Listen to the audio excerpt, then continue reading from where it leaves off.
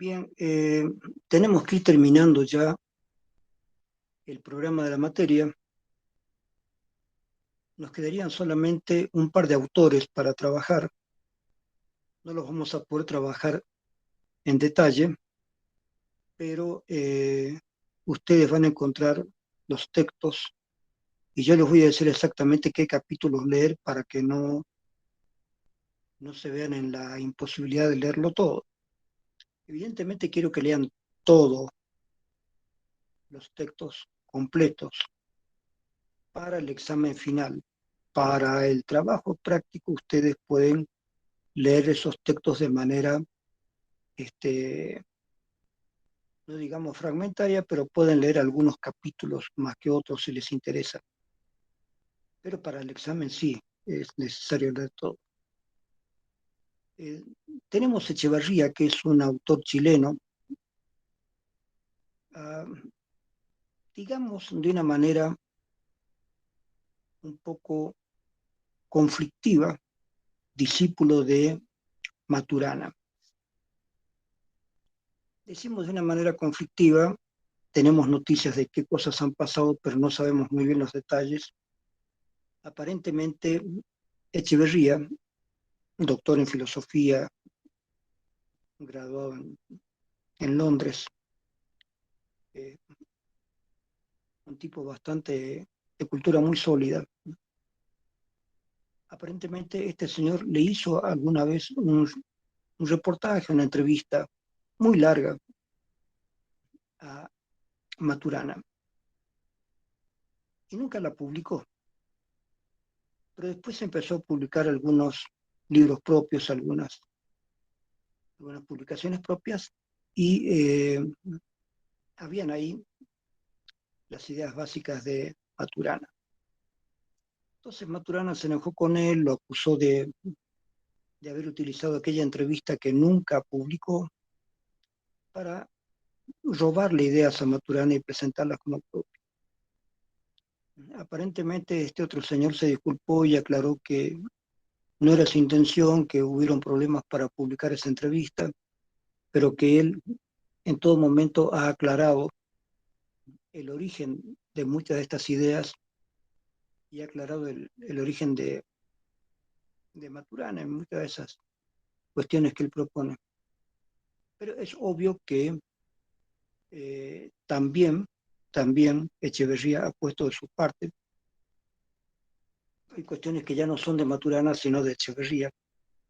Entonces se hace un poco difícil para nosotros proponer un análisis muy exhaustivo en la obra de Echeverría de qué partes pertenecen a Maturana, qué partes a Echeverría, qué partes de Maturana reelaboradas por Echeverría son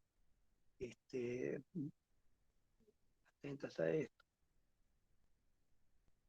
Pero sin embargo no podemos ignorar la obra de Echeverría, especialmente la obra que yo les voy a leer, porque es muy interesante a su manera, independientemente de cuál haya sido el origen real de estas reflexiones y estos desarrollos, porque resulta que Echeverría se dedicó a un cierto tipo de práctica que es algo así como, si lo más o menos lo traducimos, es como una especie de entrenamiento para empresarios, ¿sí?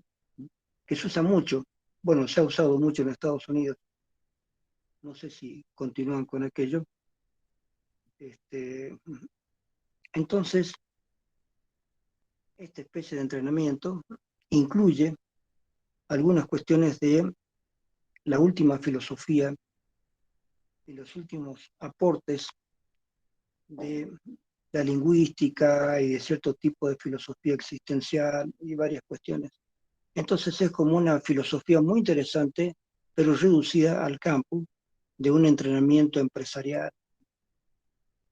Eh, Todo esto ha sido discutido en su momento, aprobado o desaprobado por diferentes intelectuales.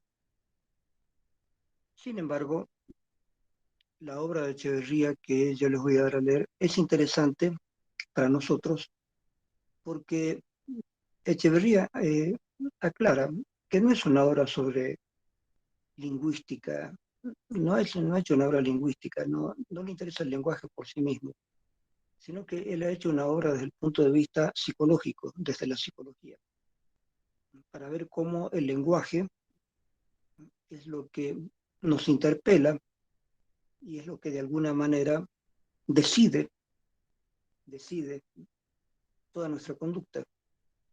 Toda nuestra conducta es básicamente lingüística. Y por eso vamos a estudiar un poquito ese libro.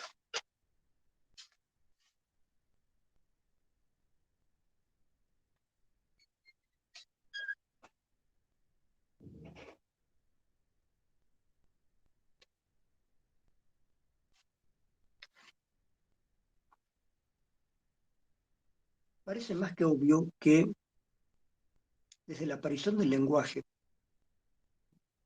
en el mundo, la civilización fue posible, cambió todo, ¿no es cierto? A ver, imagínense una civilización prelingüística, ¿sí? Aquí estaríamos hablando todavía en un intermediario entre los primeros homínidos y de la humanidad más evolucionada que conocemos.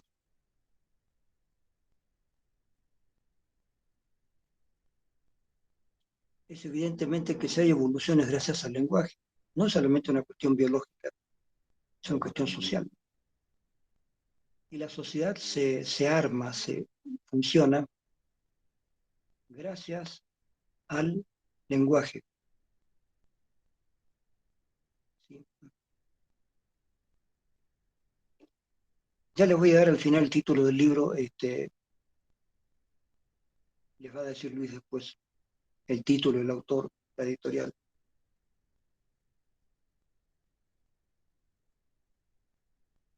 Entonces, la cuestión es que el lenguaje tiene 3 o 4 etapas importantes en la historia. En su primer desarrollo, el lenguaje es descriptivo, describe lo que se ve, pero la humanidad tardó mucho tiempo en darse cuenta, y recién en el siglo XX nos hemos dado cuenta, de que el lenguaje no es solamente descriptivo, es activo. El lenguaje promueve acciones. Y aunque en la poesía, aunque en la novelística se haya visto esto, pero recién a mediados del siglo XX,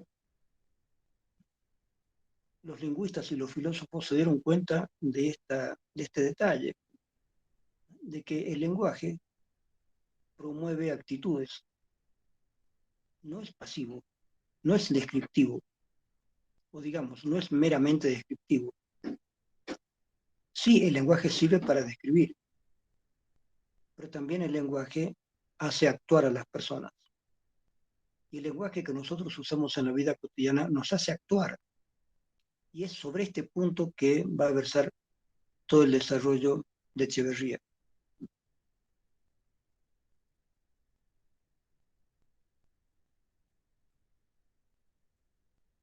Echeverría nos dice que el lenguaje está muy unido a las actitudes de las personas. Y fíjese que todo se hace con el lenguaje. Todo, todo.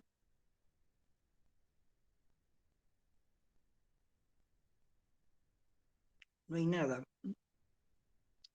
en el mundo que conocemos, en el mundo humano que conocemos,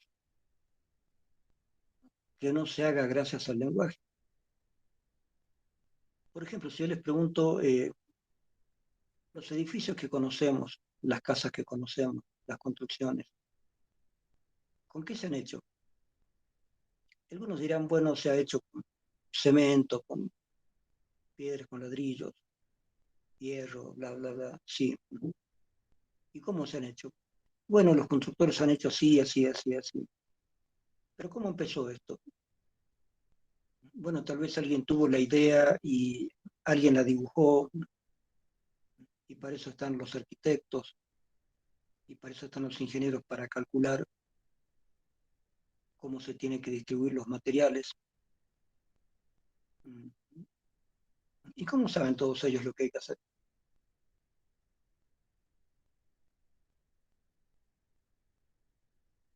Se ha transmitido por vía,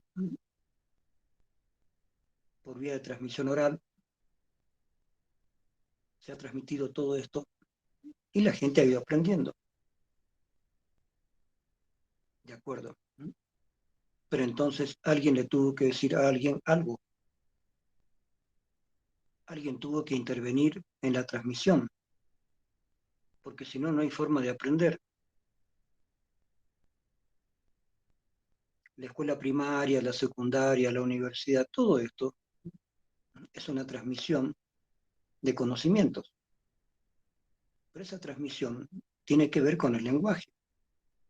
No puedes transmitir con señas toda una carrera, ¿no es cierto? Con cierto tipo de señales podrá transmitir algún mensaje básico, digamos, ¿no es cierto? Puedes.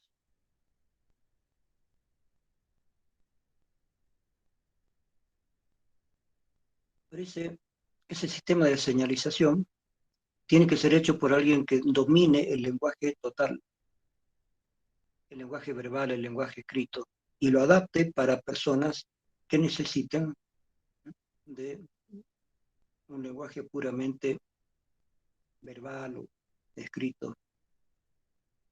Se necesitan personas que hayan desarrollado el lenguaje. No se olviden que Maturana le dio mucha importancia a la aparición del lenguaje como posibilidad de la creación de estructuras sociales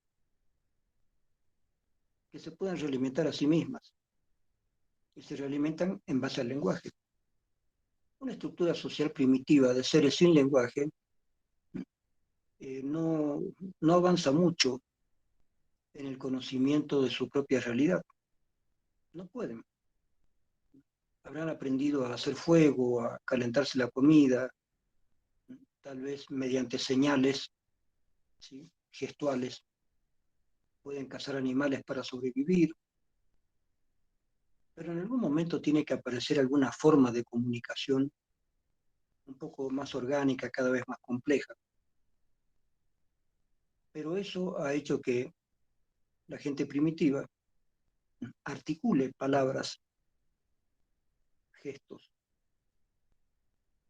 y con eso se ha ido formando ya un primitivo lenguaje que poco a poco se ha ido desarrollando en un lenguaje cada vez más complejo. Nosotros sabemos que actualmente tenemos muchos lenguajes.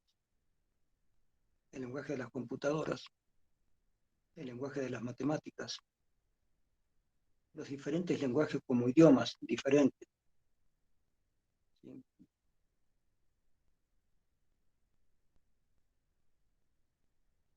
Hemos creado el lenguaje del arte, de la literatura. El lenguaje de la poesía, por ejemplo, no es exactamente el mismo que el lenguaje de la narrativa.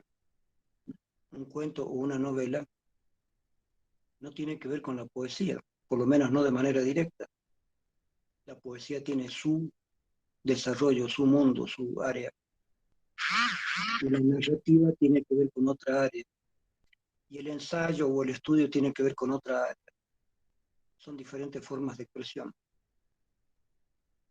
Entonces, hemos desarrollado nosotros suficientes niveles de lenguaje como para saber qué es el lenguaje y cómo lo utilizamos. Pero todo esto tiene una historia. Y lo más interesante de la historia es que durante mucho tiempo los seres humanos hemos desarrollado el lenguaje sin haber meditado acerca del lenguaje mismo. Hemos utilizado un arma maravillosa que es el lenguaje sin haber hecho una reflexión totalizadora y al mismo tiempo en detalle de qué es el lenguaje, cómo funciona, qué usos le damos. Entonces, la aparición de estudios sobre el lenguaje especialmente lo que se llama lingüística, la semiótica. Estos son funciones del lenguaje que han sido estudiadas de manera sistemática recién en el siglo XX. Hemos pasado 20 siglos solamente a partir del cristianismo, porque la humanidad viene de mucho antes, para recién hacer estudios sobre el lenguaje, para tener conciencia de que hay un lenguaje y que ese lenguaje tiene que ser estudiado. Lo más básico que se puede pensar en el estudio del lenguaje, que nos avisa este autor, es que en toda una primera etapa, el lenguaje es casi siempre meramente descriptivo, describe lo que se ve. Pero recién a partir de mediados del siglo XX, recién nos estamos dando cuenta, y al tomarlo en cuenta lo usamos ya más conscientemente, que el lenguaje es activo, no es pasivo, no es meramente descriptivo. No se trata de describir. La descripción de algo es tal vez el atributo, no digamos menos importante, pero no es el atributo decisivo en la vida de los seres humanos. El describir algo es importante, nos aprendemos, nos mantiene al día sobre el aprendizaje de cómo es la realidad, pero la parte activa del lenguaje es la más importante, porque en esa parte activa nosotros actuamos y muchas veces no nos damos cuenta que en el actuar estamos poniendo en juego la parte activa del lenguaje, ¿no es cierto?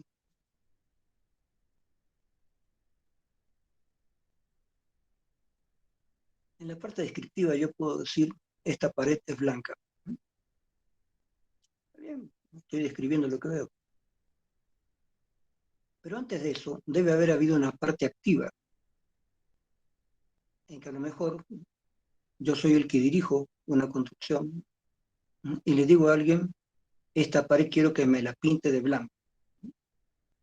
Le estoy dando una orden a una persona. Esa persona obedece mi orden, mi indicación, y pinta esa pared de blanco.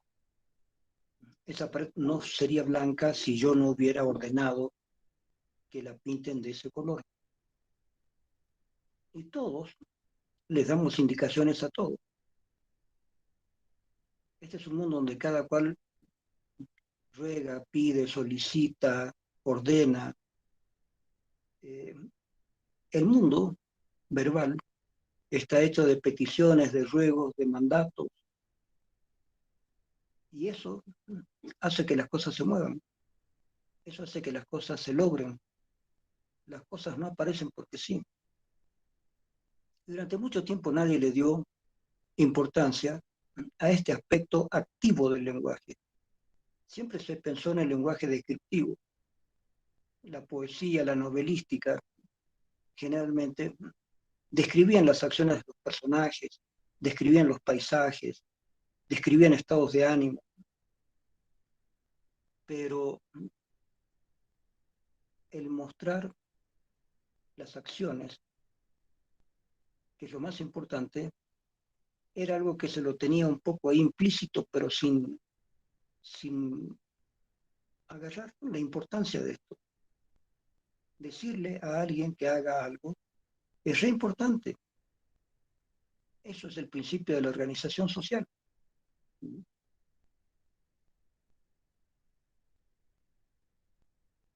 Si yo les pregunto a ustedes, ¿con qué se hace un edificio? Y cualquiera me dice, bueno, con cemento, con ladrillos, con piedras, con pintura, con madera, etcétera, etcétera. Pero si yo les digo, no, todos los edificios se hacen con palabras. Pero es así. Alguien dice, quiero hacer un edificio en este lugar. Entonces habla con un arquitecto y dice, plantéeme, dibújeme un edificio para este lugar. en esta superficie, ¿qué clase de edificio podría ser? Hágame un diseño. Y el arquitecto hace el diseño. Después él le dice a un ingeniero, calcúleme cómo se podría lograr este edificio con este diseño. Díganos dónde tienen que ir las partes más livianas, más pesadas, cómo se distribuye el peso y las energías que debe tener las paredes, las columnas, etcétera, etcétera. Entonces el ingeniero hace el cálculo de cómo debe sostenerse ese edificio, qué materiales deben ir en qué lugar.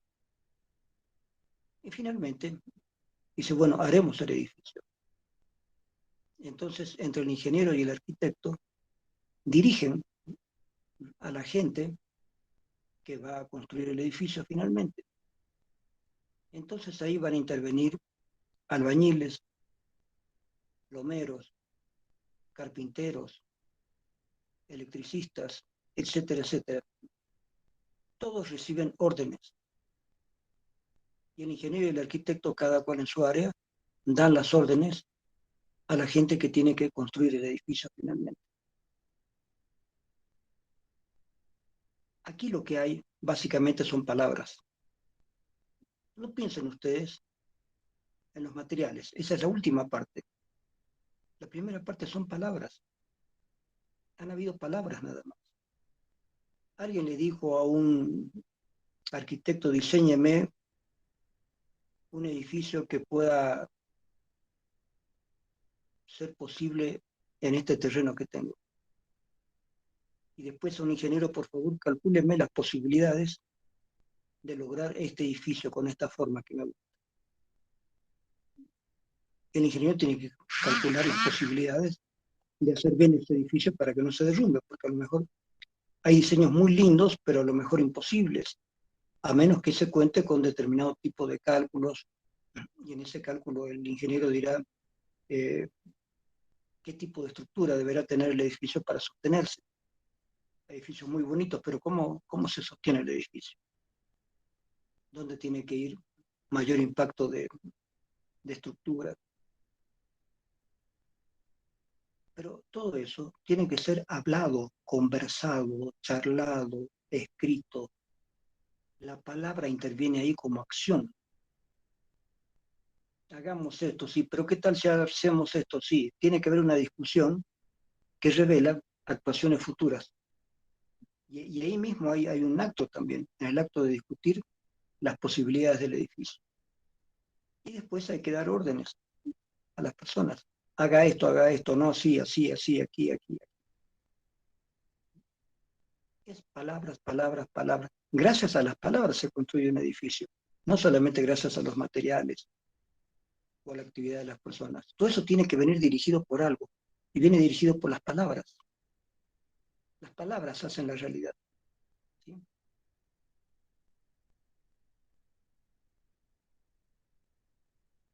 Siempre se supo que las palabras describían la realidad. Lo interesante del siglo XX es haber descubierto que las palabras hacen la realidad. Si alguien no da órdenes para que se haga un edificio de una manera determinada, nadie haría el edificio. Todo lo que ustedes ven a su alrededor está hecho porque alguien habló con alguien para que eso se hiciera. Órdenes, contraórdenes, instrucciones, detenimientos. Todo esto son palabras que se tienen que decir o escribir. El mundo funciona gracias al lenguaje. Si no, no podría funcionar. El mundo que conocemos, cada vez más complejo, porque es evidente que desde el hombre de las cavernas hasta ahora, el mundo es cada vez más complejo, ¿no es cierto? Si los cavernarios hubieran de entrada ideado los aviones,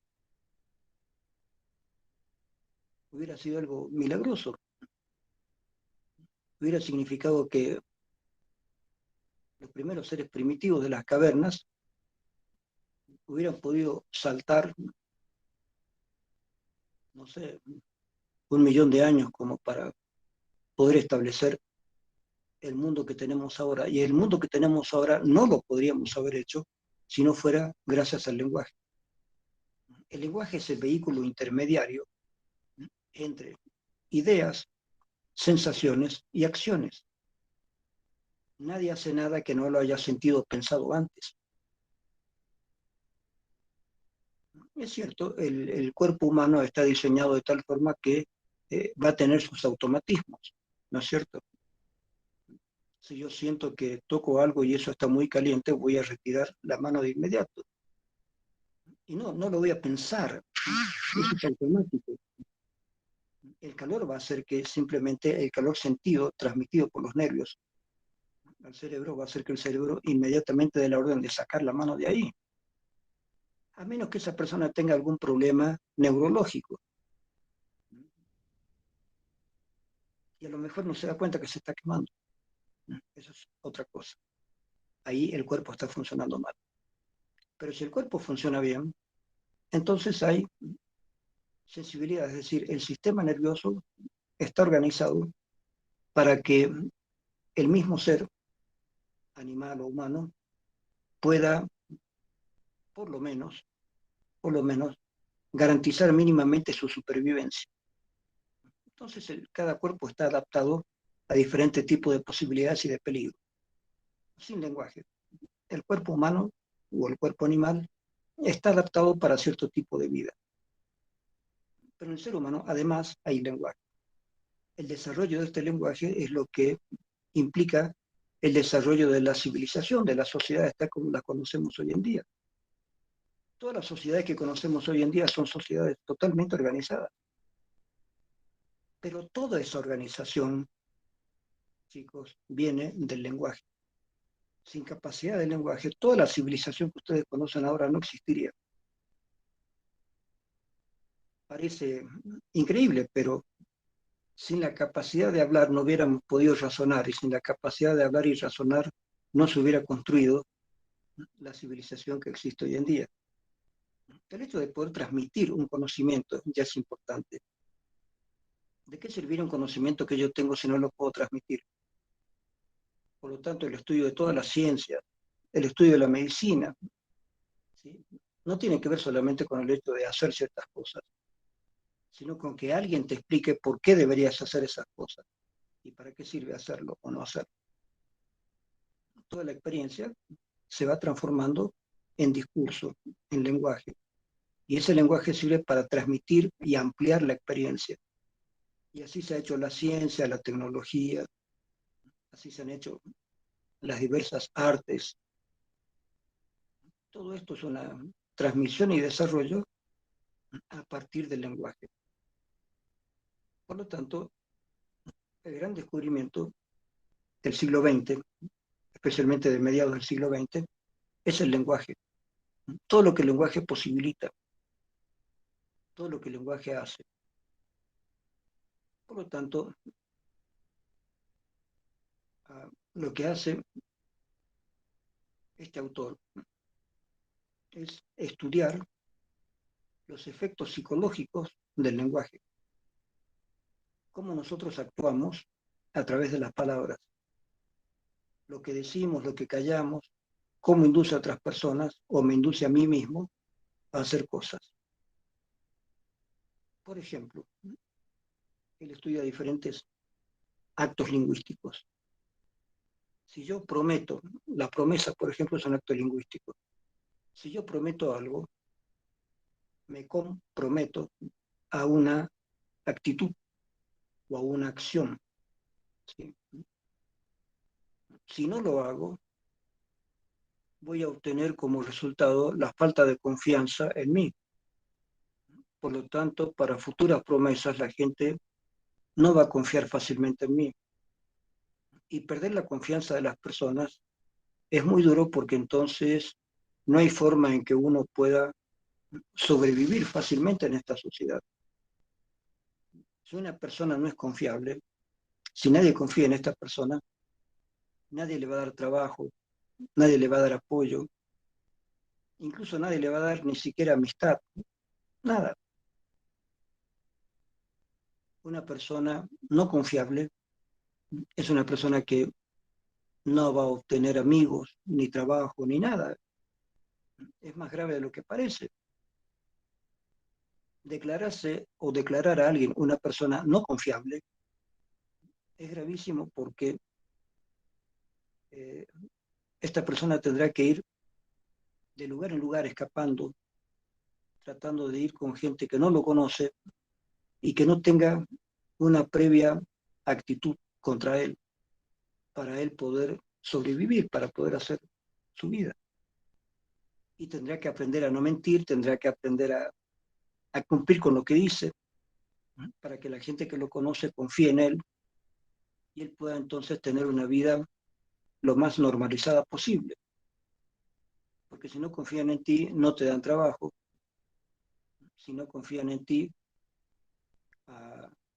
no hay sociabilidad posible. Nadie quiere ser tu amigo. Nadie quiere venderte nada por las dudas de que no quieras cumplir con el pago.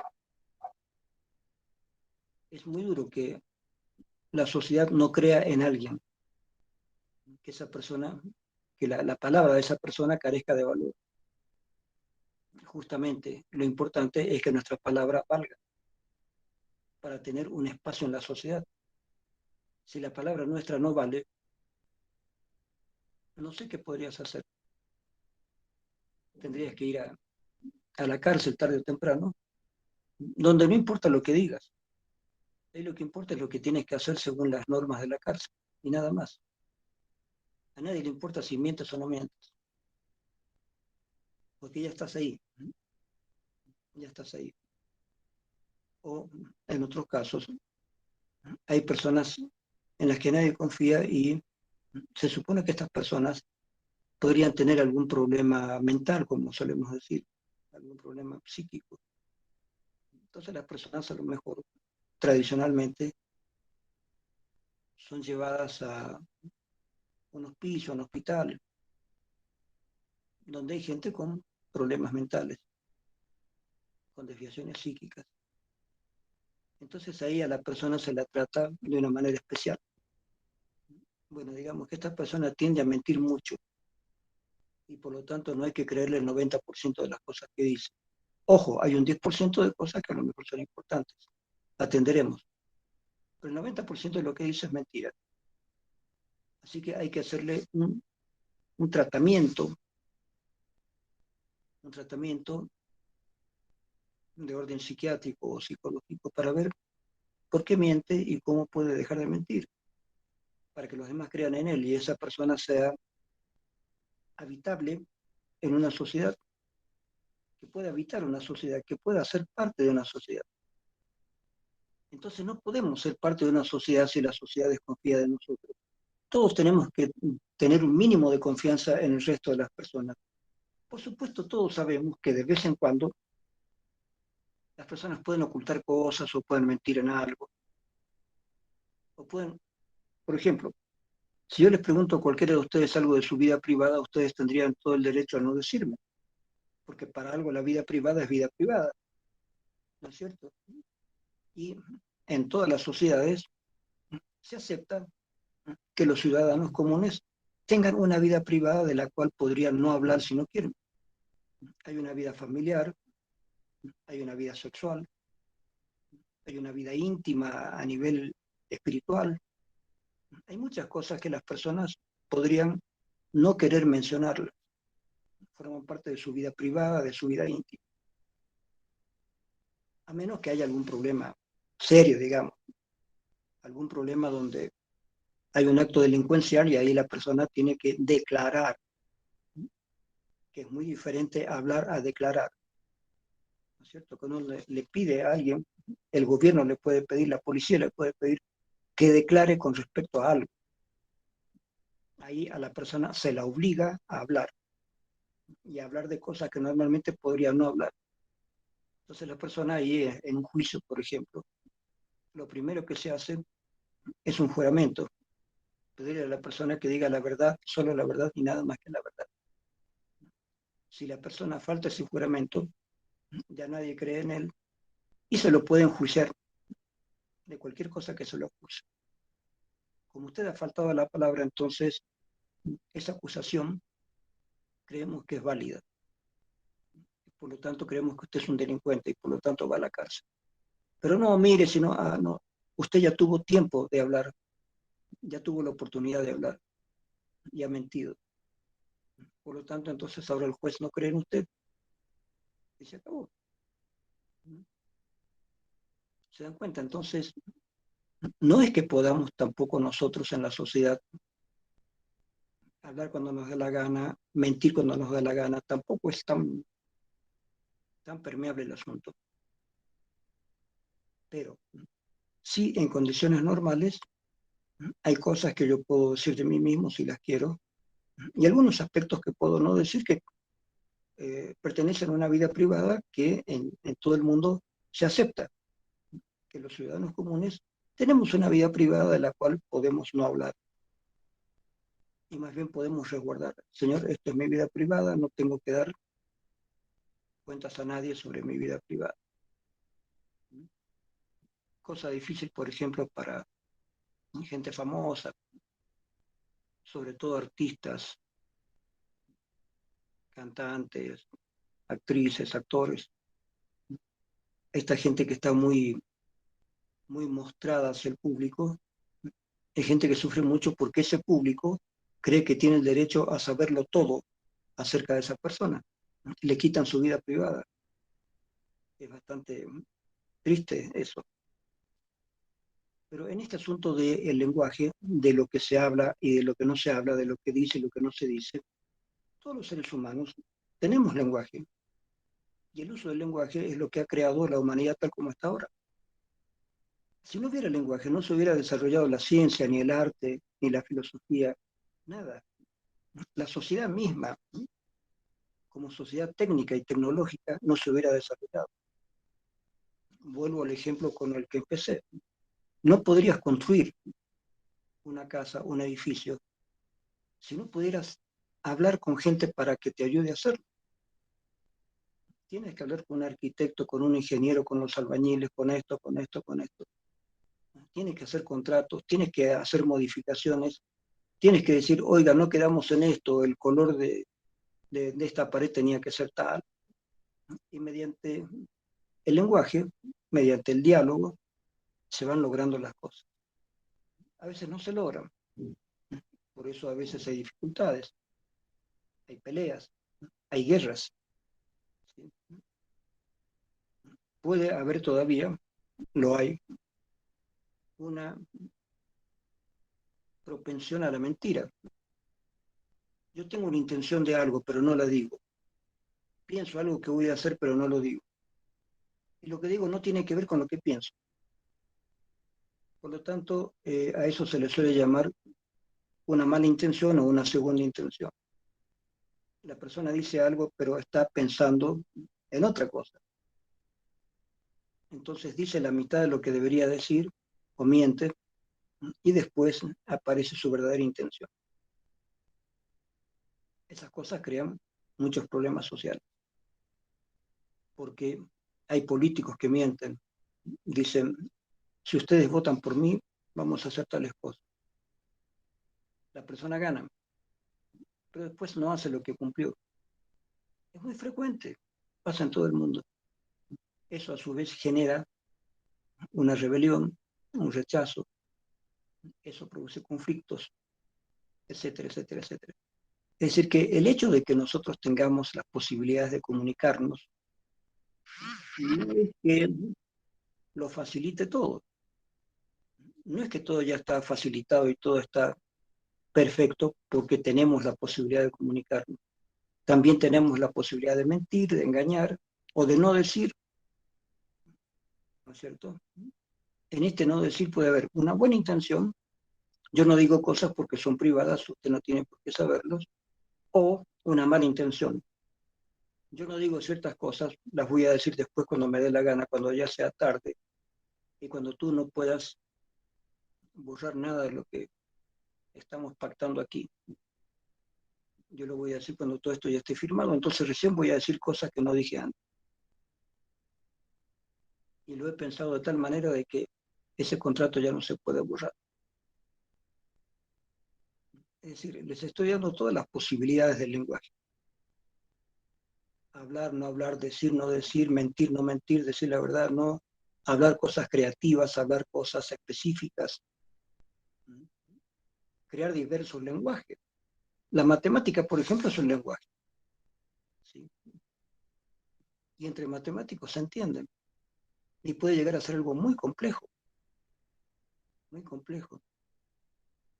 Tengo varios libros, pero especialmente un librito de Bertrand Russell, un gran filósofo inglés que sabía mucho de matemáticas y de lenguaje. Y hay un libro de iniciación a cierto tipo de matemáticas, donde él dice, está bien, de cero en adelante vienen los números y sabemos todo lo que pasa. Pero no sabemos qué pasa desde cero hacia atrás.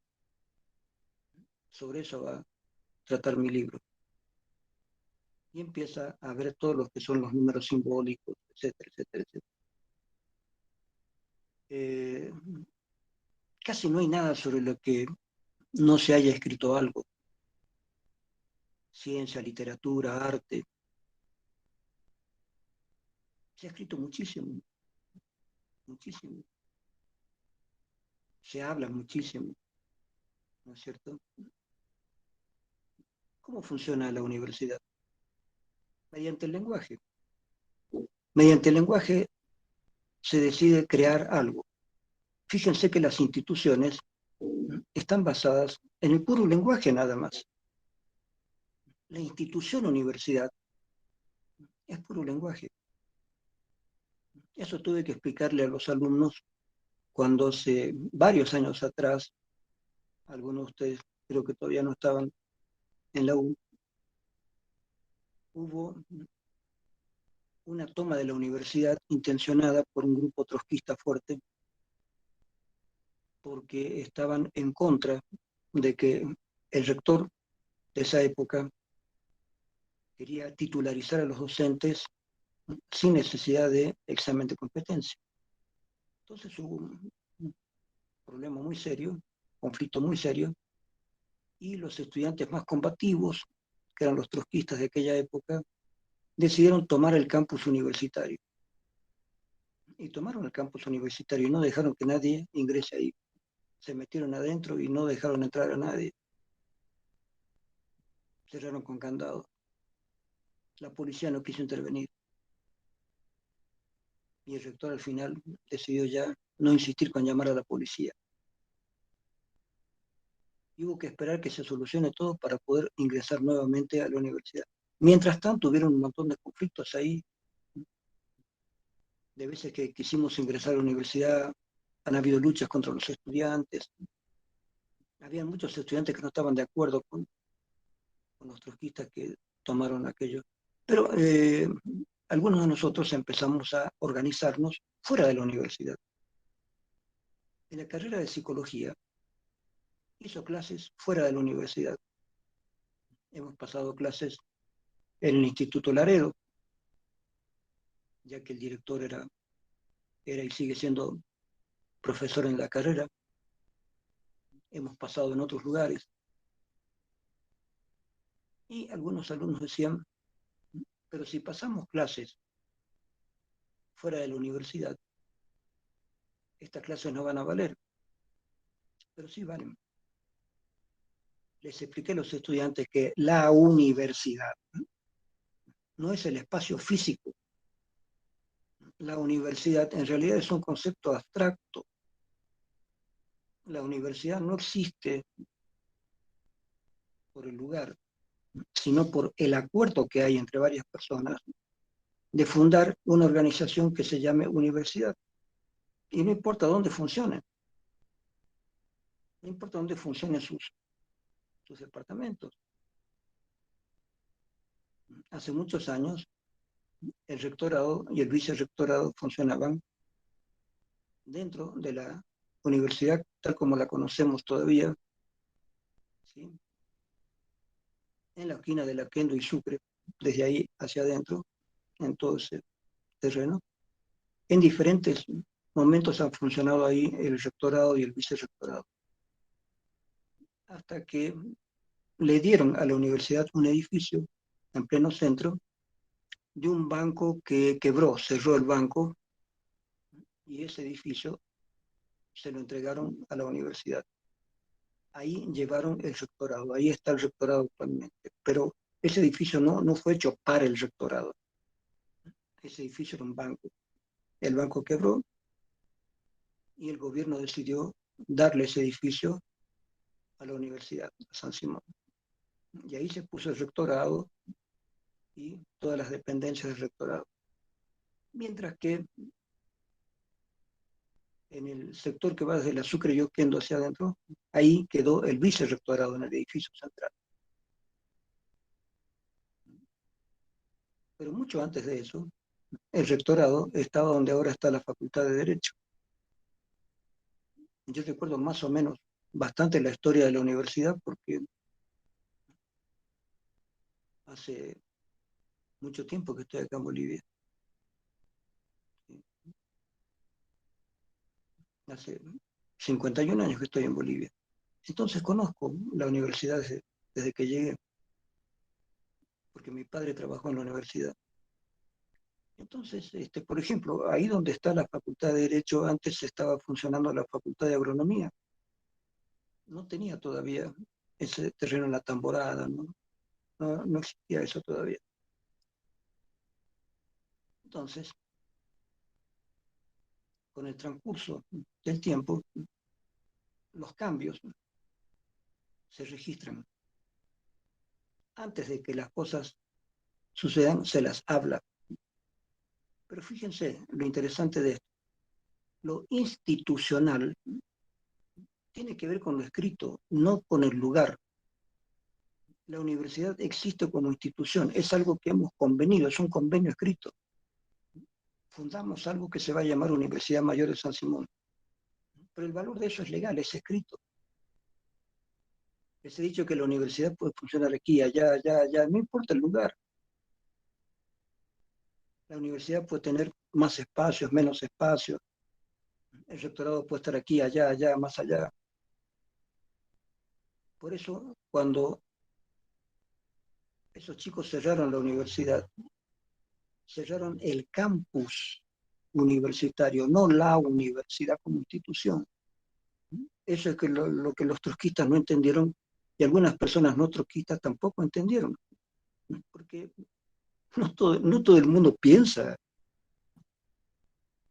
Nosotros tenemos la suposición de que todo el mundo piensa. Es mentira, no todo el mundo piensa. La gente obra de manera automática. Para pensar hay que acostumbrarse a pensar y usar el lenguaje. El pensamiento es lenguaje articulado. Otra cosa es la intención. Pero esa intención tiene que ser articulada, por lo menos dentro de la cabeza como lenguaje, para armar un pensamiento orgánico. Entonces, la universidad es una institución, y una institución está en los papeles, no está ahí en la realidad. Podríamos cambiar totalmente el lugar de la universidad. El gobierno podría decir, todo este lugar donde está la universidad, el gobierno lo va a utilizar para otra cosa. Pero le vamos a dar a la universidad un espacio muy grande, incluso más grande que el que tenía. Van a tener que ir a tal lugar. Y entonces cambia el lugar, pero no cambia la estructura universitaria. Lo mismo va a ser la Universidad Mayor de San Simón, lo mismo va a tener las facultades que tiene, las carreras que tiene, los docentes que tiene. Todo eso va a seguir. Ha cambiado el espacio, ha cambiado el terreno, cambiarán los edificios, pero la legalidad de lo que constituye la universidad va a continuar. Y esa legalidad está en los papeles, no está en el espacio físico, no está en las aulas, no está en los edificios, no está en el terreno, está en los papeles, está en un convenio hecho. Los seres humanos hacemos convenio. ¿Esto qué quiere decir? Que la palabra dicha o escrita sigue valiendo mucho más que las cosas materiales. ¿Se dan cuenta? La palabra es la que le da origen a todo lo que conocemos. Es lo que conversamos, lo que pactamos, lo que le da el valor a todo lo que hacemos. Es más, un 90% de las actividades que hacemos es a partir de palabras. Uno puede no cumplir con sus palabras, pero les repito lo que les dije al principio. Si una persona se hace conocida por no cumplir con sus palabras, esa persona poco a poco es marginada de la sociedad. Tendrá que irse a vivir a otro lugar donde no lo conozcan. ¿No es cierto? O una persona puede decir, bueno, no quiero hacer más esto, renuncio a esto, me voy a otro lugar, voy a cambiar de rubro, me voy a dedicar a otra actividad. Un médico se cansa de ser médico y quiere ser escritor o pintor, puede hacerlo, con la promesa de que no va a atender a más pacientes porque ya va a dejar de ser médico. Va a perder gran parte de los conocimientos que tiene o de las habilidades que tiene. Ya no va a estar al día en todo lo que es la medicina, porque se dedicó a ser novelista. ¿Sí? Había un escritor, Cronin, Archibald Cronin, yo leí algunos libros de él hace años. No es uno de los mejores escritores, pero él era médico y a mí me extrañaba cuando era chico y leía a este autor que alguien que hubiera estudiado medicina, nada menos, que una carrera muy compleja, y después ya de médico se decidiera a ser escritor y que abandone la medicina para ser escritor, digamos. Me parecía extraña, digamos.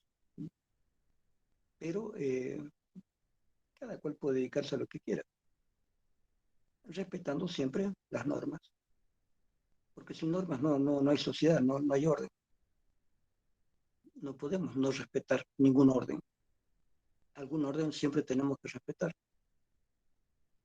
Entonces, el estudio del lenguaje es muy importante porque las acciones nuestras hoy en día dependen del lenguaje. Entonces, por eso este autor Echeverría, estudia todas las formas lingüísticas que corresponden a formas que van a promover acciones. La promesa, por ejemplo, la declaración de amor, yo te amo. Si yo digo eso me compromete a mí. Yo le estoy diciendo a alguien te amo. Eso me compromete porque si la otra persona me cree, cuenta con que yo tengo un afecto muy profundo por ella y eso le da derecho a esa persona también a decir, sí, yo también te amo y exigir una correspondencia. Si nos queremos y nos amamos, entonces puedo suponer que no me vas a hacer daño, que me vas a escuchar, bla, bla, bla, bla. Pero ese bla, bla, bla puede ser muy complejo, porque a lo mejor yo me enamoro, le digo a una mujer te amo, y esa mujer dice, bueno, ella está predispuesta a todo. Pero resulta que después, en, una, en un compromiso a mayor tiempo, resulta que van apareciendo cuestiones que no las imaginábamos, ni esa persona ni yo. Y aparecen dificultades. Parece fácil decir te amo, pero ¿qué implica esa declaración de amor? ¿Sí?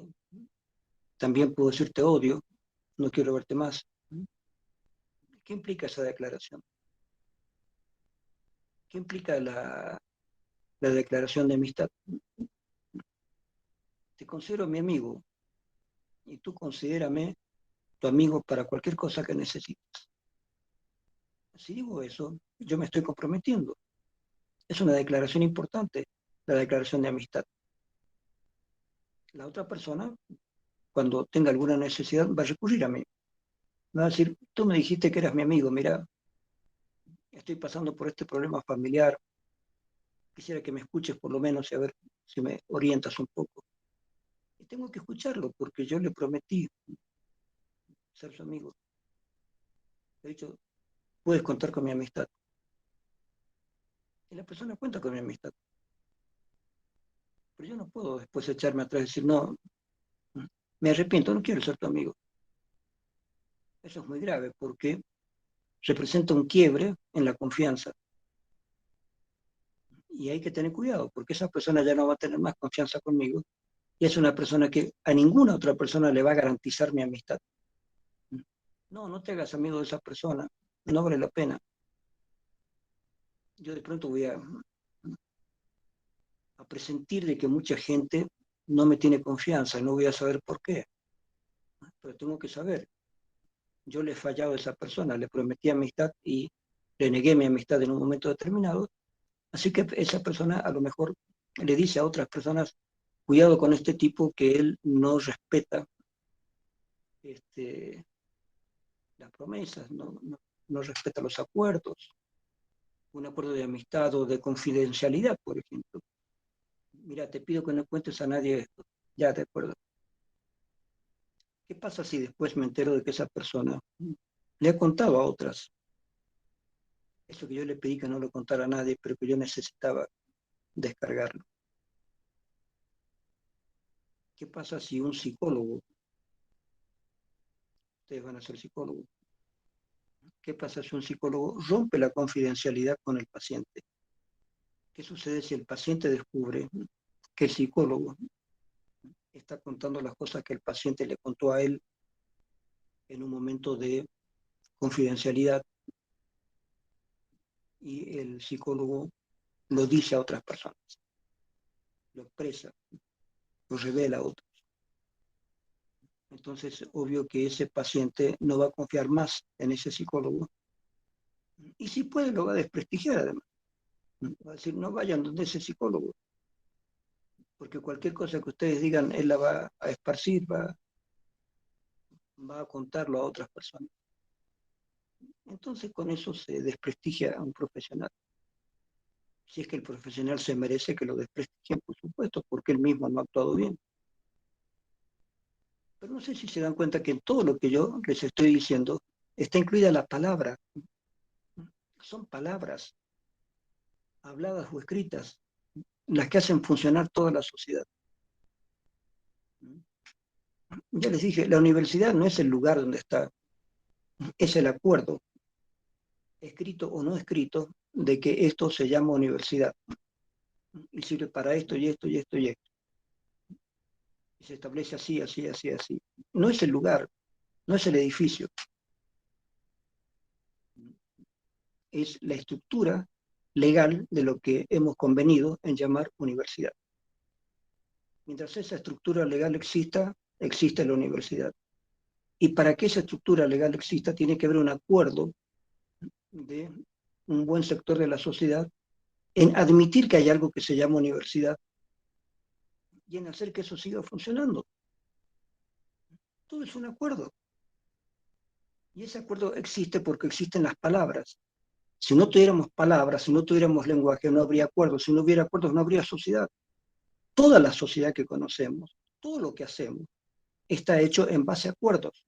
Y esos acuerdos son acuerdos en principio verbales, que pueden ser también escritos, para darle un carácter más formal. Escritos y firmados. Oiga, usted firmó. No me diga, no me acuerdo qué dije, porque acá está escrito y usted firmó. Acuérdese. Entonces, la palabra hablada o escrita es la que organiza todo lo social, toda la evolución humana está basada absolutamente en el lenguaje. Nuestras acciones, nuestros problemas, todo está basado en el lenguaje. Sin el lenguaje estaríamos aproximados a los simios, digamos. Un lenguaje animal muy limitado.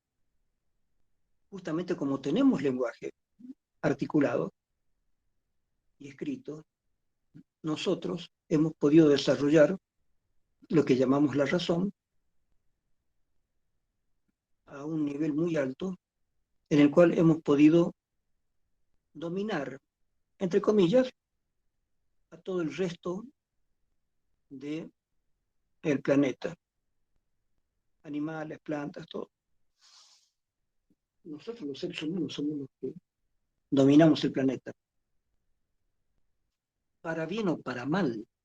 Ojo, cuando yo digo los seres humanos dominamos el planeta, no, sé que no estoy diciendo algo maravilloso.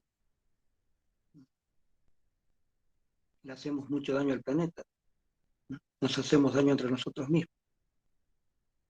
Pero lo importante es que el lenguaje es lo que nos permite, mal que bien, hacer una sociedad. Sin lenguaje no hay sociedad. Ahora, en este libro de Echeverría, Echeverría le presta especial atención al lenguaje que crea acciones. Entonces, las declaraciones, las promesas, ¿sí?, van creando lazos, van creando acciones.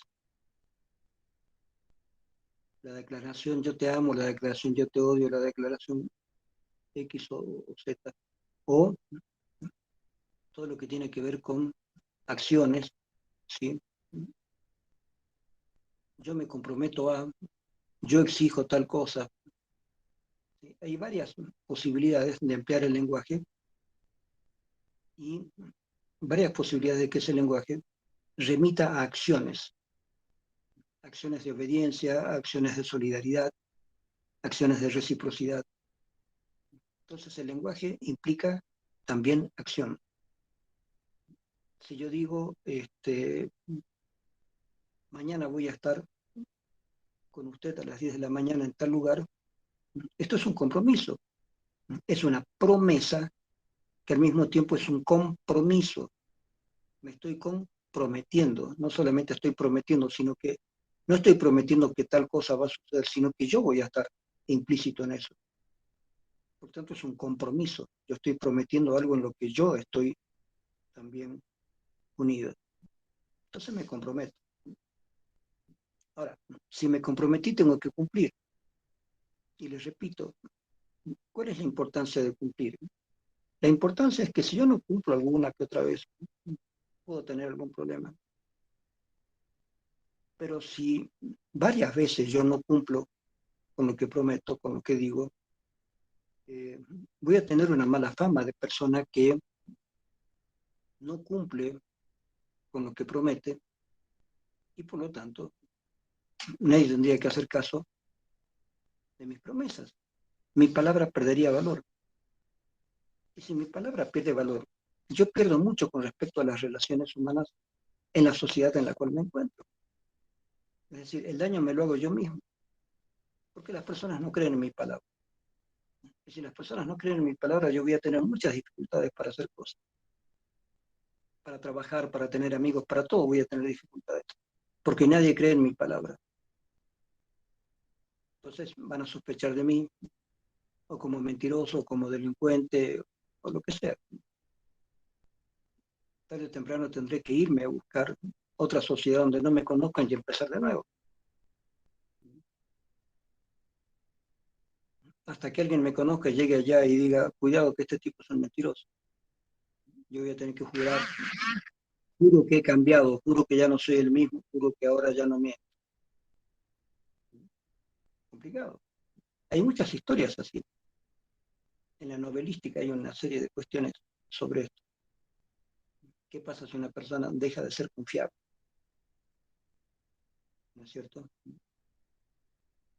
¿Qué pasa si para un hombre su pareja o para una mujer su pareja deja de ser confiable? Porque la pareja, cualquiera que sea hombre o mujer en este caso, le dice a su pareja que va a ser fiel, pero no lo es. Y se lo descubre faltando a esa fidelidad una vez y otra vez y otra vez y otra vez. Hasta que otra persona dice, bueno, ya basta, no quiero tener más esta relación. Y la otra persona dice, no, sigamos. Yo te quiero, sí me quieres, pero a cada rato me estás traicionando. No, te juro que te quiero, etcétera, etcétera. Pero llega un momento en que esa palabra ya no es creíble. Ya no creo en ti. Adiós. Se rompe la relación. A partir de ahí pueden pasar diversas cosas. No sabemos cuáles. Pero muchos desastres, muchos inconvenientes, crímenes, suceden justamente por la falta de palabras, por el hecho de no actuar de acuerdo a lo que se promete, de acuerdo a lo que se dice. Por eso el decir es tan importante. No se puede hablar por hablar. Cuando se habla hay que tener cuidado. Entonces, el libro de Echeverría, yo quiero que lo lean con mucha atención porque él estudia todas las posibilidades del lenguaje con la acción que compromete. ¿Qué tipo de lenguaje y qué tipo de acciones se van complicando en el accionar de la sociedad? ¿Cómo funciona la sociedad a través del lenguaje? Eso es lo que desarrolla el libro. En la parte final desarrolla algunos aspectos políticos. No lo hace de manera muy detallada porque no es el propósito del libro ir a lo político, pero hace alusión a cómo lo político también depende del lenguaje, porque son promesas que se hacen. Y por supuesto, a estas alturas del partido, bien dicho, el partido, creo que ya nadie confía en la política. Es bastante difícil confiar en gente que miente mucho, porque justamente si no mintiera, si dijera la verdad, dejaríamos de creer. Si los políticos nos dijeran siempre la verdad de lo que piensan y hacen, no les creeríamos más. Entonces los políticos están obligados a mentir, a crear una expectativa, a decir, vamos a hacer esto y esto y esto. Y a lo mejor ellos mismos saben que no van a poder cumplir con todo eso, pero lo prometen para obtener votos, para obtener la confianza. Una vez que obtienen los votos, que obtienen el poder, ya en el poder pueden cumplir o no, o cumplir a la mitad, cumplir a medias, pero ya están ahí en el poder, les hemos otorgado el poder. ¿Se dan cuenta? Entonces, no es cuestión de que las palabras van y vienen. Las palabras crean relaciones y esas relaciones son importantes. El armazón de la sociedad está basado en palabras. La ciencia se ha hecho con palabras. El arte se ha hecho con palabras. Todo el desarrollo civilizatorio que tenemos se ha hecho con palabras. Si no supiéramos hablar y comunicarnos, no habría todo este avance civilizatorio que conocemos. No habría. ¿Cómo habría? ¿Cómo se podría haber creado la industria, los edificios, todo esto, si las personas no pudieran hablar, comunicarse? Imposible. Porque si fuera todo tan fácil como que yo pienso y las cosas ya se hacen, entonces los monos ya hubieran creado la sociedad. Pero los monos no pudieron crear la sociedad porque no llegaron a tener lenguaje. El ser humano sí, y desarrolló toda la sociedad porque tuvo lenguaje.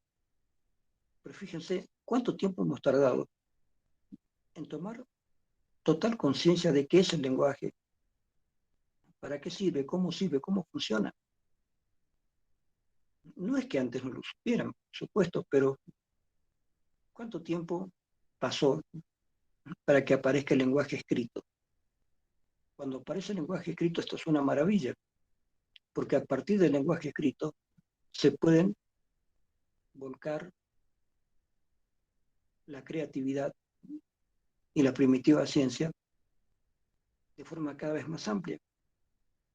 Porque si no hay escrito, si una sociedad no conoce la escritura, tiene que hacer una cultura oral.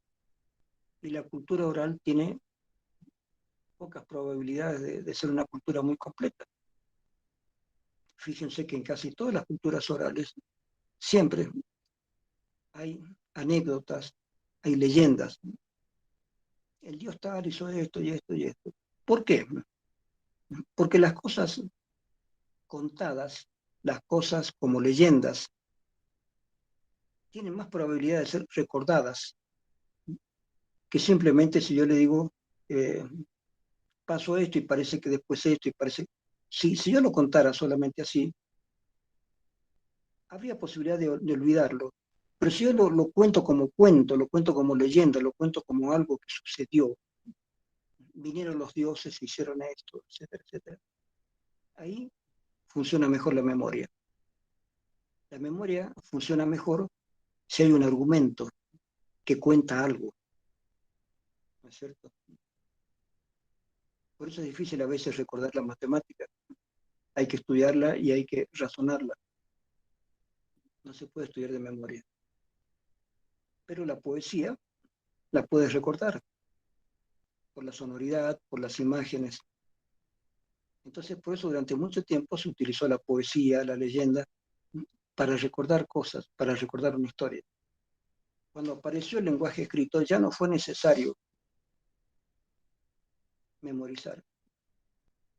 Entonces ya estaba el lenguaje escrito y sobre eso se aceleró muchísimo la civilización, lo que llamamos civilización, ¿no es cierto? Se aceleró la posibilidad de la complejidad de una sociedad gracias al lenguaje escrito, porque quedó fijado ahí lo que tenía que estar fijado. Ya la sociedad no tuvo la necesidad de tener en la cabeza todo lo que pasaba, sino que pudo volcar a lo escrito sus experiencias, sus aprendizajes, y a partir de ahí, estando eso escrito, le queda la mente libre para pensar nuevas cosas. Entonces la escritura, todo esto fue creando la posibilidad de la civilización que tenemos hoy en día. Entonces, este libro trata sobre el lenguaje, y ustedes como psicólogos tienen que saber que hay muchas posibilidades de estudiar el lenguaje. El psicoanálisis está basado en un estudio del lenguaje, especialmente el psicoanálisis de Lacan. E incluso saben ustedes que hay estudios del lenguaje corporal. Se ha tratado de ver que el cuerpo transmite también mensajes. La corporalidad que tenemos, la forma de hablar, la forma de sentarse, de pararse, las posturas que tomamos frecuentemente, tienen también un significado. Son un lenguaje también. Entonces existe un lenguaje corporal. Eso lo tienen muy en cuenta los artistas, por ejemplo. Los artistas de cine, los actores, las actrices, tienen que ser ellos mismos, eh, de alguna manera, entrenados para que puedan dominar su corporalidad, para que en una película la sola postura corporal del actor, aunque no hable, indique lo que está sintiendo o lo que está pensando. Nosotros podemos adivinar qué está pasando con un personaje solamente por la corporalidad, aunque no hable. El cine nos enseña bastante de cómo entender las corporalidades,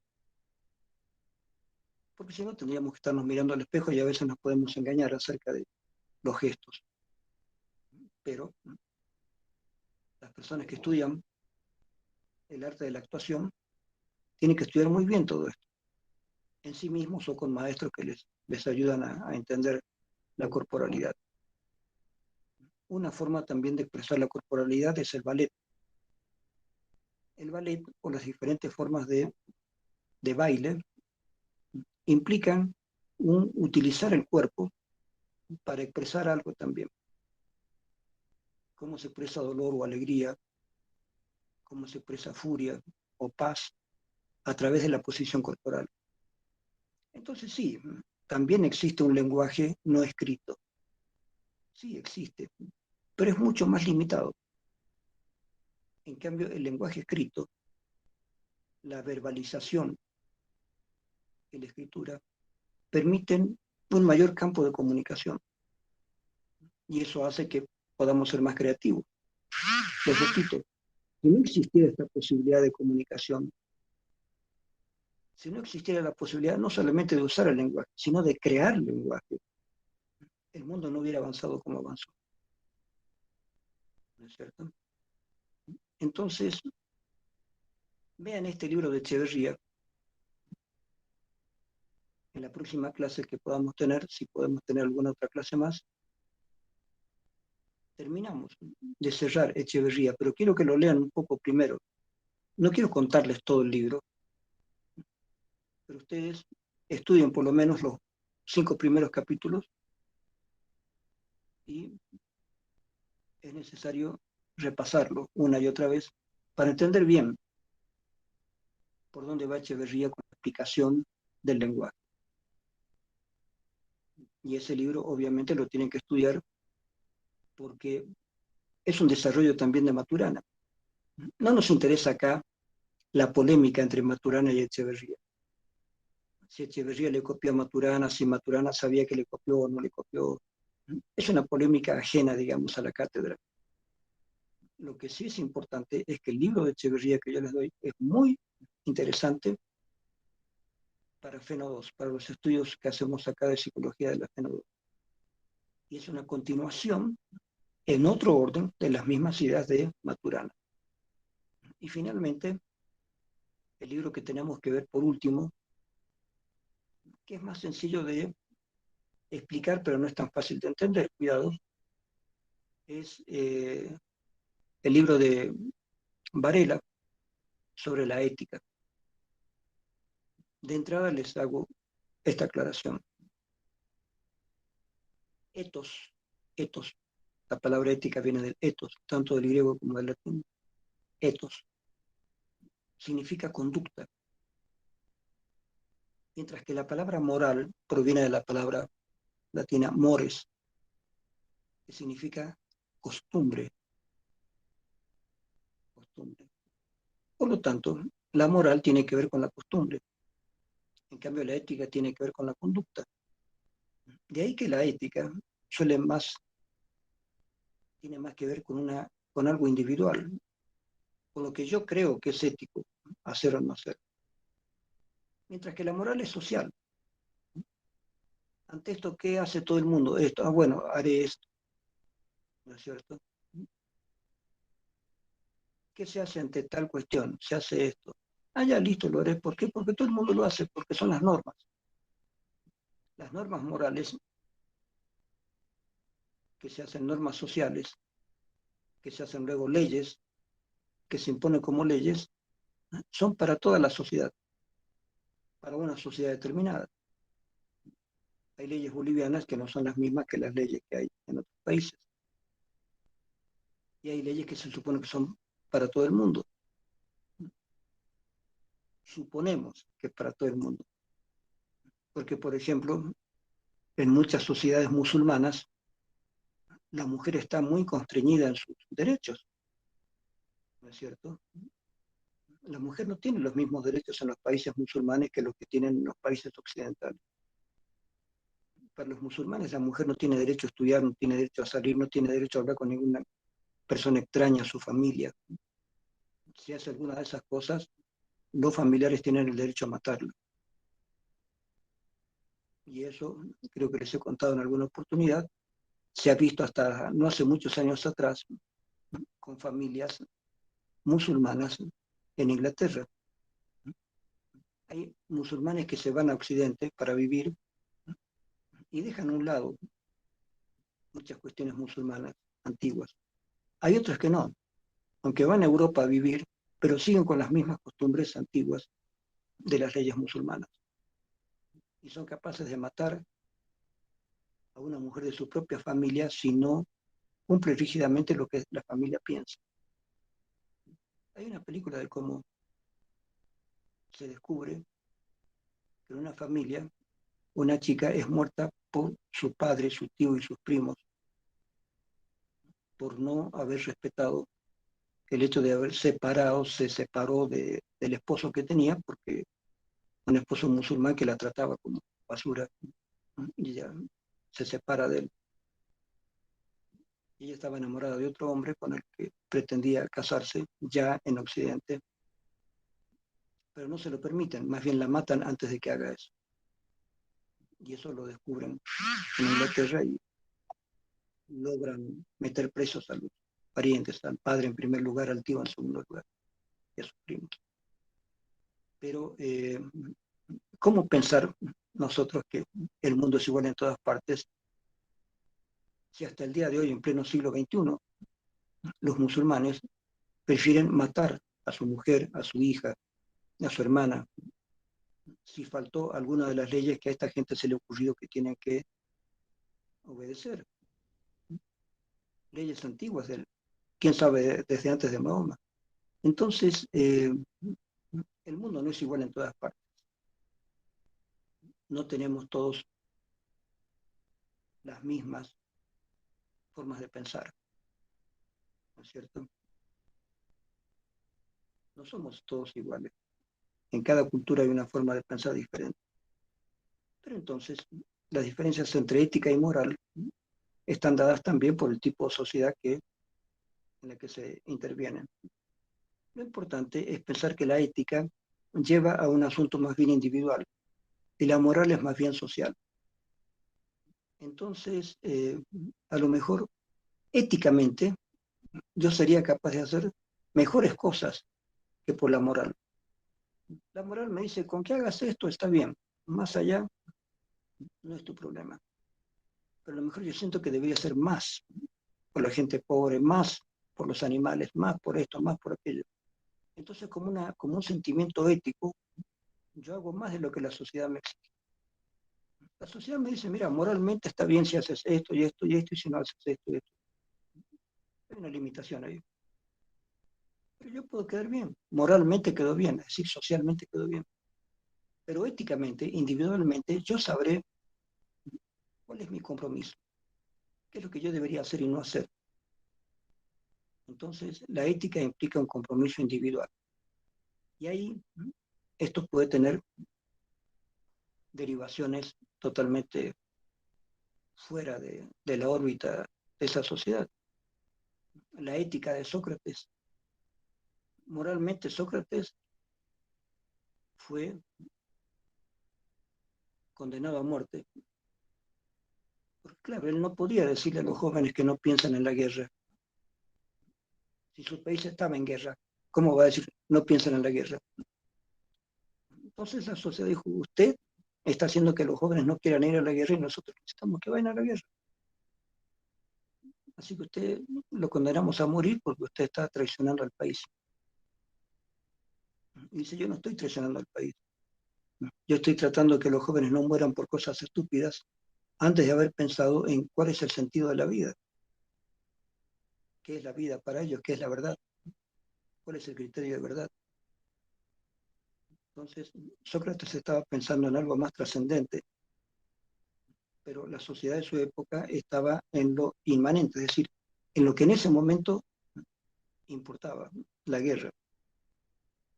Hasta el día de hoy en muchos países, si un país entra en guerra con otro, ninguna persona del país puede decir esta guerra es innecesaria, porque parecería que está traicionando a su país. Hasta el día de hoy en muchas constituciones políticas, en muchas disposiciones legales, está prohibido que en caso de guerra una persona traicione a su país simplemente con opiniones contrarias a la guerra. ¿Sí? Entonces, si una persona no quiere entrar en guerra, tiene que escapar. Se dice que el expresidente Clinton y algunos otros, cuando eran jóvenes, se salieron de Estados Unidos, se fueron a Canadá, a otros lugares, para no tener que participar en la guerra de Vietnam, en la que no querían participar. Porque si se hubieran quedado en Estados Unidos, los hubieran obligado a ir. Así que se fueron. Por supuesto que los podrían haber culpado de irse, etcétera, etcétera. No, no sucedió tal cosa. Pero la moral es aquello que te obliga a comportarte como la sociedad quiere que te comportes. mientras que la ética es un acto individual, que te puede llevar así, estar de acuerdo o no con lo que tu sociedad hace o no hace. Puedes no estar de acuerdo. Puedes incluso tener un acto que tú consideras ético, aunque los demás no lo entiendan, aunque los demás te acusen. ¿Por qué hizo esto? Porque sí. Yo les he dado varios ejemplos. Un ejemplo que les doy, porque sé que ha ocurrido, no me ha ocurrido a mí, pero sé que ocurre en algunos lugares, donde una alumna universitaria le pide consejo a un profesor porque está embarazada y no sabe si abortar o no. Y el profesor le dice, ¿por qué no hablas con tus padres? No, si yo le digo, mi papá me mata. Bueno, ¿por qué no hablas con tus sacerdotes? No creo en los religiosos. Creo en usted porque usted es un buen profesor y me gusta cómo enseña. Entonces quiero que usted me ayude, que me asesore. ¿Qué hago? ¿Qué hace ese profesor? ¿Qué hace? Le dice, mira, no puedo hacer nada, arréglatelas. Tienes que charlar con tu familia, sí o sí, o con tus sacerdotes, sí o sí. Yo no quiero saber nada con esto. ¿Ha obrado bien ese profesor? Sí, ha obrado bien desde un punto de vista moral. No tiene por qué comprometerse. Moralmente está bien. Ahora, éticamente ha obrado bien. No, a lo mejor éticamente debería decir, mira, tendremos algunas charlas para ver qué es lo que tú realmente quieres. Y a partir de lo que realmente quieras, te voy a apoyar. Porque se descarta que el chico que dejó embarazada a la chica escapó, no quiere saber nada.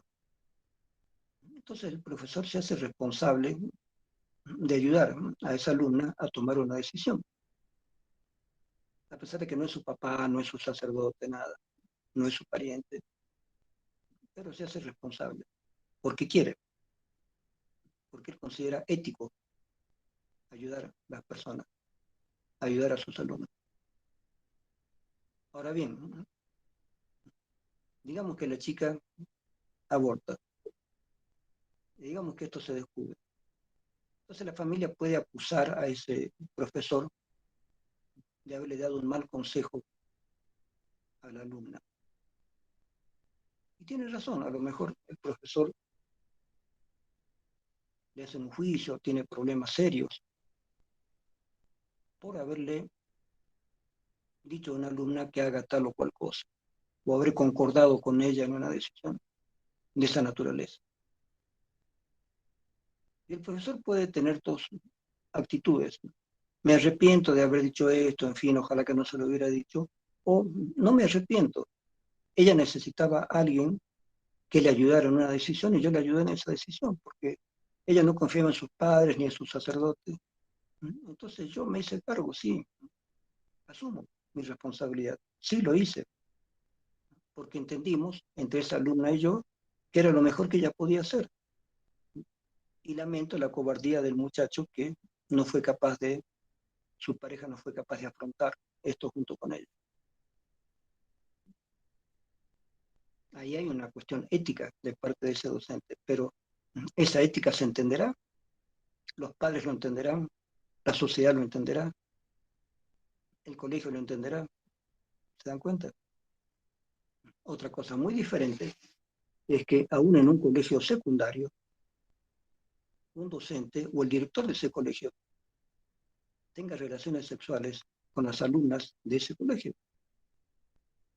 Ahí nosotros consideramos que hay una falta de ética de esa persona. Ese director no tiene responsabilidad, no tiene ética, porque no es solamente un problema de moral, hay un problema de ética. No puedes, si eres director de un local, tienes prestigio, aprovechar ese prestigio para tener relaciones con alumnas que son menores de edad. No puedes hacer eso. Hay un comportamiento ético exigido que suele ir en una ley. Hay leyes que se hacen porque hay un acuerdo ético en la sociedad. Ahora, hace muchos años atrás, grandes filósofos franceses, como Jean-Paul Sartre, en su momento, Derrida, Foucault, varios filósofos franceses de la época, firmaron una declaración por la cual ellos no veían nada malo, ¿no?, en que hubieran relaciones sexuales entre personas adultas y menores de edad. Menores de edad se supone menores de edad en situación de poder tener sexo. Ellos pensaban que no habría que poner leyes restrictivas para la edad en la cual se puede tener relaciones sexuales. Y eran grandes filósofos de aquel momento, ¿no?, de los años 50, 60, y firmaron un comunicado en la cual ellos no estaban de acuerdo en poner límites a las relaciones sexuales por edad. E incluso hoy en día nos parecería raro, digamos, que varios filósofos firmen una cosa así, pero eso se hizo en su momento. ¿Se dan cuenta? Así que esto de qué es lo que es bueno, qué es lo que es malo, todavía lo tenemos que trabajar. Entonces el tema de la ética es un tema muy importante. Y el librito que yo les he dado para leer va más allá de la ética como palabra. Está basado en lecturas orientales también, de cómo se debe entender la ética como una forma de vida, cómo la ética tiene que surgir espontáneamente de la persona que practica interiormente la ética. La ética significa no dañar, básicamente. ¿Y cómo hay que estar atento para no dañar? ¿Cómo se sabe cuando se hace daño o no? No siempre se sabe. ¿No creen que es tan clarito esto de si sabemos cuando se hace daño o no? ¿No es cierto? Hay un ejemplo del libro de un budista. ¿Qué pasa si uno encuentra a un niño cerca de un precipicio? Sus padres se han descuidado. El niño está cerca del precipicio. ¿Tengo que sacarlo de ahí para que no corra peligro? ¿O tengo que ir primero a avisar a los padres? Oigan, su hijo está cerca de un precipicio. ¿Qué debería hacer primero? Pensamos que lo que primero habría que hacer era sacar al niño del peligro y después charlar con los padres. Pero eso es lo que pensamos nosotros en un principio. ¿Quién sabe si los padres, como he conocido muchos padres irresponsables, la verdad, serían capaces de decir, usted me hubiera avisado a mí, no tenía por qué sacarlo a mi hijo? ¿Qué pasa si usted se acercaba a mi hijo y mi hijo del susto se caía al precipicio? Usted debería haberme avisado a mí. Hay padres así, hay padres así. En la misma universidad, hace varios años atrás, cuando todavía no había la pandemia, cuando teníamos clases presenciales, yo salí de una clase de una niña pequeñita, muy pequeña, tal vez 3 años o menos. Me preguntó por su mamá. Entonces yo le dije, no sé dónde está tu mamá. Y la buscamos a su mamá. La agarré de la mano a la niña y la buscamos. Después una amiga me ayudó también a buscar hasta que por fin mi amiga contactó a la mamá de la chica. Y la mamá de la chica no tenía la menor idea de dónde estaba su hija y no le importaba porque estaba en una charla con otras mamás. Y después se metió en el departamento de servicios psicológicos porque por ese lugar iba a haber la promoción de algunos graduados de psicología justamente. Y esta señora estaba ahí. Y si ustedes me conocen, saben cómo yo soy. Me metí ahí para reñirle a la señora. ¿Sí? Porque la señora estaba con su hijita. Dije, ¿cómo se le ocurre a usted dejar a su hija sola y no saber dónde está? Hemos estado casi media hora con su hijita buscándola a usted por todos lados y no se sabía dónde estaba usted. Y usted ni siquiera se dio cuenta. Le he reñido a la señora delante de todos. Porque cuando hay que defender a los niños, yo no mido consecuencias. No mido consecuencias. No en vano he dirigido un jardín de infantes durante varios años. Eso realmente me indigna mucho. Pero hay muchas madres que son así, o sea, no se dan cuenta. ¿Dónde está su hijita? Debe estar por ahí. ¿Por ahí dónde? ¿Quieres perder a tu hija? ¿Tienes alguna cuestión inconsciente de decir, ah, se me perdió mi hijita? No, ¿y dónde estabas tú para que se te pierda? Entonces hay una serie de cuestiones muy censurables. Y todo esto tiene que ver con la ética. Entonces, por eso, la comunicación que tenemos que estudiar en el libro de Echeverría, y la ética que tenemos que estudiar con el librito de Varela son los dos últimos temas para cerrar ya toda esta versión de la FENO 2 de este semestre.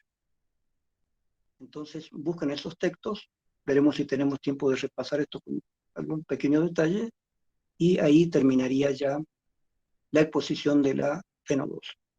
Ya les voy a mandar detalles de los libros, los títulos, las editoriales.